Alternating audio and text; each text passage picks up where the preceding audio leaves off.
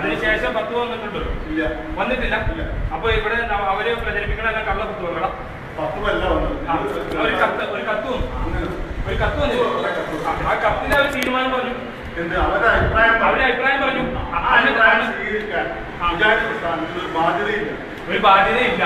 അപ്പൊ ഇതുവരെ നമ്മൾ പണിത പള്ളികളും നമ്മുടെ പ്രസ്ഥാനങ്ങൾ പോയതും കാര്യങ്ങളൊക്കെ അവരുടെ ഇന്ന് കാശും വാങ്ങിച്ച് നമുക്ക് നടത്തിയിട്ട് ആ സലഫി ലോകം മുഴുവൻ അംഗീകരിക്കുന്ന ഒരു പണ്ഡിത സഭയെ അംഗീകരിച്ചുകൊണ്ട് അവരൊരു ചർച്ചയ്ക്ക് ഒരു ഇതിനു വേണ്ടി ശ്രമിച്ചപ്പോഴത്തേക്കും നമ്മൾ അതിനെ എതിർത്തുകൊണ്ട് പോകുമ്പോൾ നമുക്ക് എന്ത് ആവശ്യമുള്ളൂ? എന്താണ്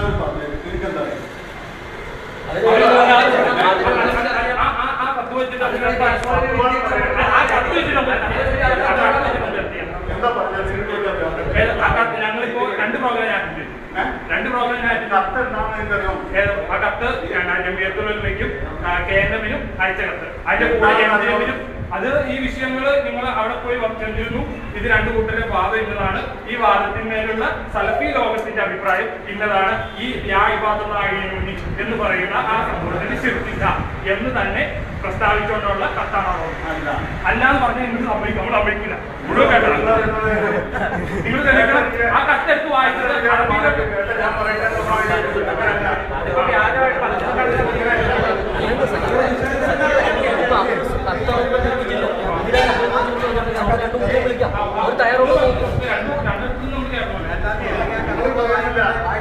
നിങ്ങൾ വയ്ക്കട്ടെ.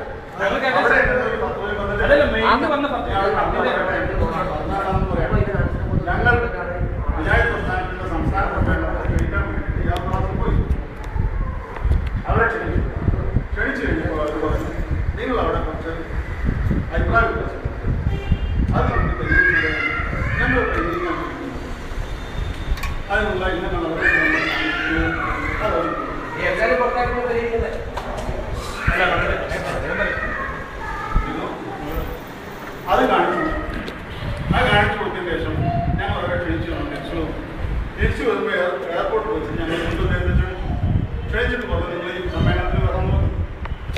അദ്ദേഹം പറഞ്ഞു ഞാൻ കത്ത് എഴുതുന്നുണ്ട്. ആ കത്ത് വെച്ചിട്ട് നിങ്ങൾ ഞാനവിടെ വരും, ഇവിടെ സമ്മേളനം കഴിഞ്ഞിട്ട് കേരളത്തിൽ വരും, അതിൻ്റെ ശേഷം നമുക്ക് ചർച്ച ചെയ്യാമെന്ന്. അല്ല വേറെ നടന്നിട്ടില്ല. അതൊക്കെ അത് നിങ്ങളോട് പറഞ്ഞ കാര്യം. അതായത് ഇപ്പോ MSNന്റെ MGMന്റെ ISMന്റെ ഒക്കെ ഒഫീഷ്യൽ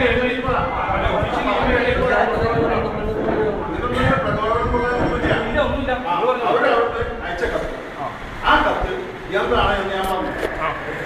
ഇങ്ങനെ അഭിപ്രായം ഞാനിട്ടുണ്ട്, സൗദി അറേബ്യയിൽ പോയി ചർച്ച ചെയ്യണം. അത് പറഞ്ഞു. അങ്ങനെ ഒരു ചരിത്രമില്ല. ഇപ്പൊ സൗദി അറേബ്യയിൽ പോകാണ്. ഇപ്പൊ സൗദി അറേബ്യയിൽ 20% സ്ത്രീകളെ കൗൺസിലിലേക്ക് ചർച്ച ചെയ്യാൻ പറ്റും. നമ്മൾ 20% അല്ലല്ലോ, നമ്മൾ എത്ര പേര് സമ്മേളനത്തിൽ പങ്കെടുപ്പിച്ചു? സമ്മേളനത്തിൽ പങ്കെടുപ്പിച്ചില്ലേ?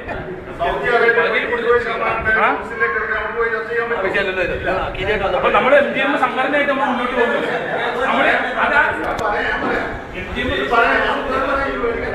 ഈ വിഷയമായിട്ട് പറയണം. ഇതിന്റെ മുന്നേ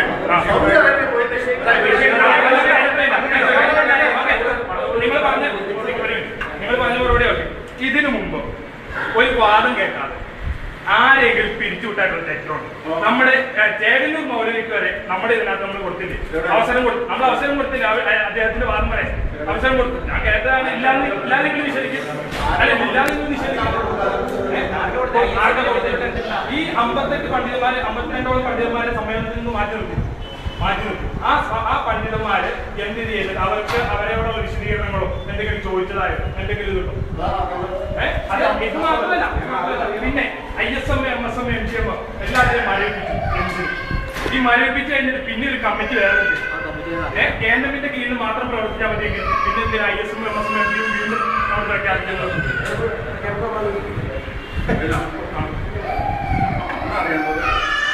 ഈ 58 പേരെ എന്തുകൊണ്ട് ആദ്യം ഇവരോടൊക്കെ വിഷയങ്ങൾ അവതരിപ്പിക്കാൻ പറ്റുമെന്നില്ല.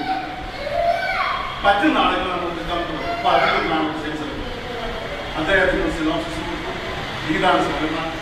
ഈ സമ്മേളനത്തിൽ വിവിധ വിഷയം, ആ വിഷയം സംസാരിക്കാൻ പറ്റുന്ന ആളുകൾ അതിനെടുക്കാൻ പറ്റും. ഈ 58 ആളുകളെ നമുക്ക് ഉൾക്കൊള്ളാൻ പറ്റിയെന്നുമില്ല. ഈ 58 ആളുകൾ ഉൾക്കൊണ്ടിട്ടേ സമ്മേളനം നടത്താൻ പാടുള്ളതെന്ന് നിയമമില്ല. ഓക്കെ, അവരുടെ ആദർശപരമായിട്ടുള്ള പ്രശ്നം കൊണ്ടാണ്. അതെന്താണെന്നുള്ള സംഘടന ചോദിച്ചാൽ നിങ്ങൾക്ക്